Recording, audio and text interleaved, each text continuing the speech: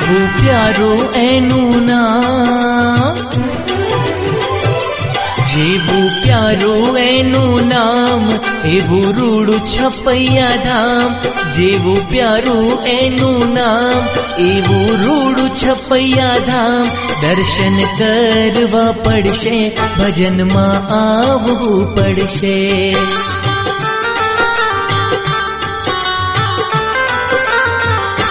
જેવી લીમડાની છાયા, એવી ઘનશ્યામજીની માયા.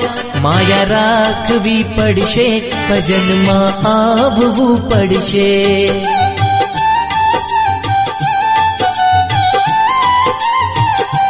માયા રાખવી પડશે, ભજનમાં આવવું પડશે.